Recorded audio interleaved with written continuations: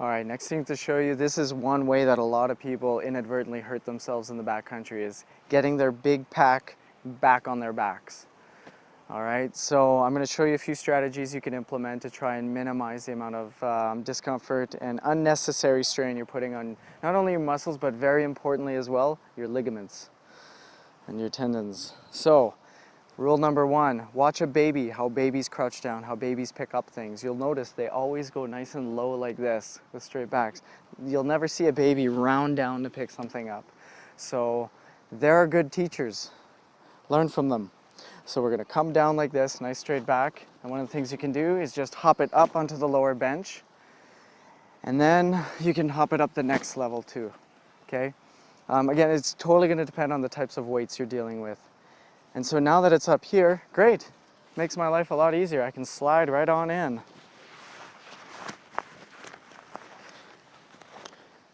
And then basically walk off, and then I'm ready to lock in, okay?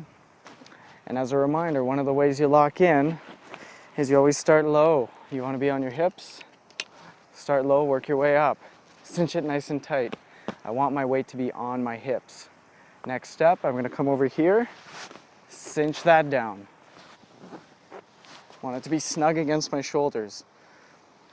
Next step, I'm going to come nice and high up here and pull down. Because ideally, when I tug on this, I'm drawing the weight of the pack a little bit more forwards, and you should not have any gap across through here, ideally. And then the last step, it's really just to help keep things a little bit tighter and more comfortable, is the chest strap.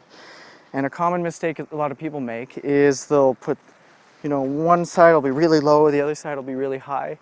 Ideally, you want it to be even, and ideally you want it to go right across your sternum, your breastbone. All right, the next one we're gonna do is, you might not be able to bump it too high, that's fine. If you've got even a low ledge, and remember, a picnic table could be many things. It could be a rock, it could be the way the ground is sloped. That's what you're gonna take advantage of. So still being mindful of keeping my back nice and neutral, and I grab the sides here, I'm gonna bring it up to a ledge, and what I'm actually gonna do is bump it a little bit further, so that now I can take a seat, get my arms through,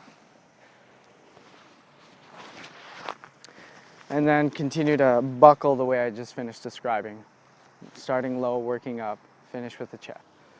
Worst case scenario, you don't have a friend to pick up the backpack like this and hold it for you while you slide in. You don't have a rock or a table this high, or even this high. You're just out in an open field. One of the better ways to get this pack on is you're gonna get in a nice stable stance, grab up here on top of the shoulders, bump up to the knee. Now that it's on my knee and nice and stable, I can free up one hand and I can feed it through. And then I can finish it off, just like that.